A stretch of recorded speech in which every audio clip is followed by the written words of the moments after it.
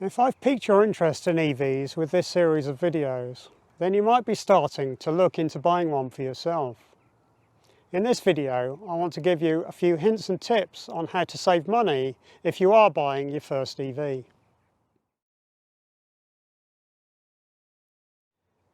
Buying an EV is more expensive than buying an equivalent ICE car just at the moment. Cost parity is coming, but we're still 2 to 4 years away from reaching that point, I should think. However, there are a few things you can do to lower the cost of your purchase, which I want to cover today. Tip 1 is being realistic about the range you need.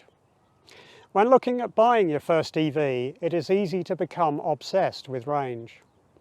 You can spend ages looking at tech specs, trying to work out what cars offer the most range or have the biggest batteries.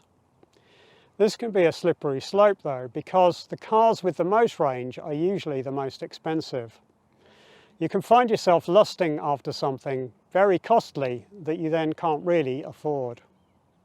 The danger is that once you have it, you will realise that you aren't using the full range and regret paying so much.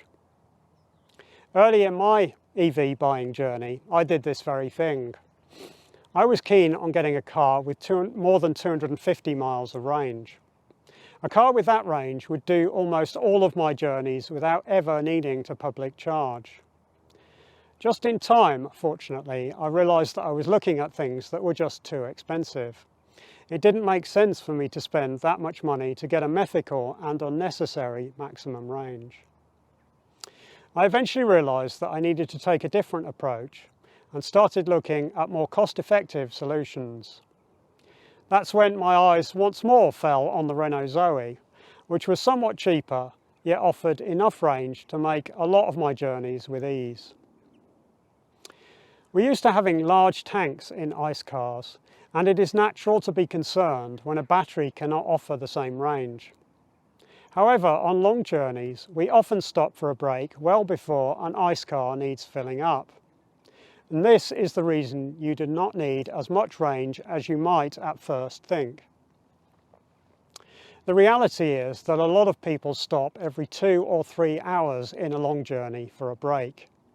At that point, you can only have driven between 140 and 210 miles, and that's if you achieved an average speed on your journey of 70 miles an hour, which is almost impossible.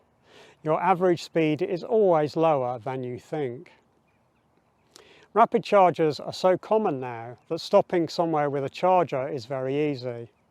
Furthermore, charging is a breeze, and the car charges while you have a rest, a drink or a meal. Therefore, you don't need 300 miles. And even 250 might be more than most people actually need. Remember that a significant part of the cost of an EV is the battery, perhaps between 15 and 20% of the purchase price. Therefore, setting yourself a more attainable range for the car you buy makes it cheaper. If you're a 2-car family and this is the first of the cars that you're replacing, then you can worry even less about range. Get used to having an EV and then consider replacing the other car once you've become comfortable with charging on a journey.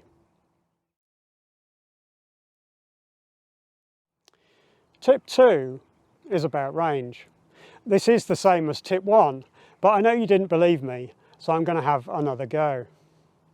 Several of my viewers have left comments about the range they do, which I wanted to read to you to try to reiterate this point. Inyak Gorm commented in my video on range, talking about this year's trip to France in a diesel camper van. His comment was as follows. We drove to France in the summer. It was an 11-hour drive to Southampton. Looking at Google Maps, the longest leg we did in the diesel without stopping was 190 miles. We stopped for the loo, then lunch, then for diesel, then for dinner. If we'd had the EV, we would have combined the dinner and refuel into one stop, so would have spent less time stopped and more time driving. What an interesting thought about a trip in a diesel that could have done a lot more miles. The other commenter I wanted to refer to is Malcolm, who is a frequent supporter of my channel and has often given his experience on my videos. Like me, he has a Renault Zoe, and he said this on that same video on range. My annual mileage is over 20,000 miles, so more than twice the average, but I don't often drive more than 200 miles in a day. So my EV, which has a real-world range of about 230 miles, is fine for me and allows at least 95% of my charging to be at home on a cheap overnight rate, costing me about 2p per mile. Thanks to everyone who takes the time to comment on the videos. I always appreciate hearing from you all. Hopefully those of you who don't yet have EVs can benefit from the experience of people who have already made the switch, so have a look at those comments on some of the videos if you're thinking about buying. Tip 3 is about the manufacturers whose cars you consider. Some of the traditional manufacturers have unfortunately struggled with the transition to electric so far. Meanwhile, some other lesser-known manufacturers have made the transition well. It is sensible not to limit yourself to only those manufacturers you would have considered when buying an ICE car. There are some that you should shortlist, even if you have not done so before, because their EVs are so good. The main examples of this are Hyundai and Kia. 10 years ago, or even less, cars from these brands were not considered well made, but times have changed significantly. The EVs that these two have built are extremely good and offer long warranties to boot. There are some up-and-coming Chinese brands worthy of note, particularly MG. MG is a name we know, but it's no longer the company it was. It's really just the fact that a Chinese company bought the name. Some of MG's cars seem very good and also come with very long warranties to give peace of mind. Tip 4 is to buy second-hand rather than buying new. There are people who will only buy new cars, but maybe put off buying an EV by the higher purchase price. I'm not suggesting that those people stop buying new cars altogether. If that's what floats your boat, then go for it. However, I would suggest people consider getting a used car for their first. This gives you an opportunity to learn what you like and what you benefit from, and reduces the risk of losing a lot in depreciation if you decide to upgrade or choose something else with a feature you didn't realise you wanted. This is, after all, a bit different from buying an ICE car. Second-hand EV prices seem to be very low at the moment, at least here in the UK. That is partially about interest rates and rates on loans, but it does seem to have been exacerbated by a lot of cars hitting the market at once. The 3 years is up on a lot of cars that people leased through a company scheme, using salary sacrifice to benefit from the tax incentives.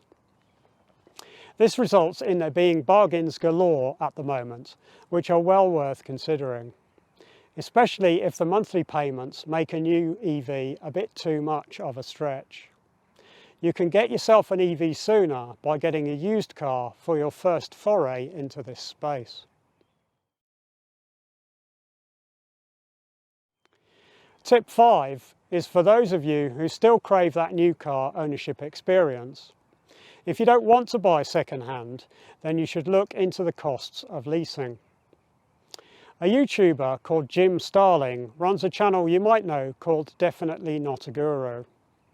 On his channel, he recommends people lease cars rather than buying. Overall, he believes that leasing costs less than buying, even if you could afford to buy for cash rather than using finance to get the new car. I think some of his videos are sponsored by a leasing brokerage, and we always need to be mindful of people's motivations. However, I've not seen any bias in his opinions, and I think he has a point. His maths all seemed to make sense to me. I'm going to link to a video of Jim's on this subject from the end screen of this video, I will also put that link in the description of this video for you, if that's what you prefer. Maybe have a watch of that and think about whether leasing might be a sensible option for you.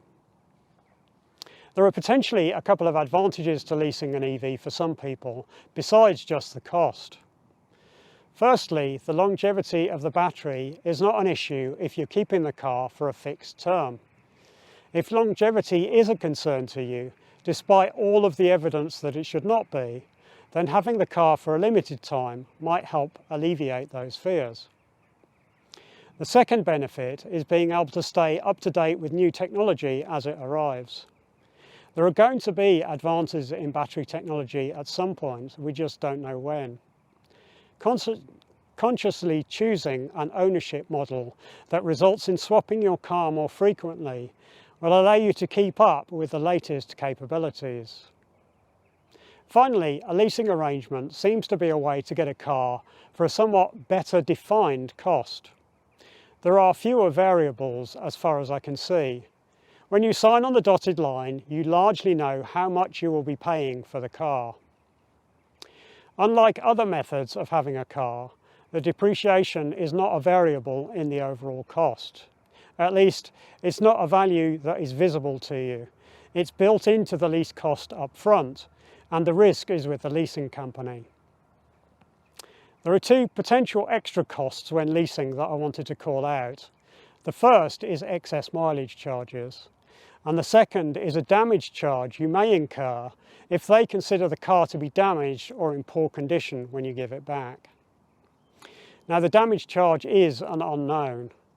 I have heard of people being charged what they considered to be an unreasonable amount for things they thought were reasonable wear and tear. So you should probably save up a bit of money to cover this payment in case it becomes necessary. I did consider leasing myself, but it didn't really work for me in my circumstances. That's because there was too much of a commitment for me. Unfortunately, I have a back problem which makes it very difficult to get comfortable in a car. In the past, I've bought several cars thinking they were going to be okay, only to find that I became uncomfortable after some weeks and had to sell them again eventually, having given up on them when unable to fix the problem. As a result, I felt that being tied into a fixed-term lease was a bit too much of a risk for me. So in summary, I've given you 5 tips to save you some money on your first EV. Tip 1. Be careful not to stretch for a car with more range than you actually need. Tip 2. See tip 1. This is the easiest mistake to make when buying your first EV. Tip 3. Consider all of the manufacturers, especially the South Korean and Chinese brands you might not have considered in the past. Tip 4. Buy second-hand. This reduces the cost, as well as de-risking the purchase by reducing the depreciation you might encounter. And tip 5. If you can't bear to have a second-hand car and want something new anyway, look at leasing rather than buying. It could be quite a lot cheaper. Well, that's it for another video. Your questions and comments are most welcome in the section below. Have you got any other tips that you might give to other people? If you'd like the video, it helps me if you click the thumbs up button. That tells YouTube that you've enjoyed it, and it may promote it to other people who might also enjoy it. And of course, click subscribe if you want to see more. Thanks.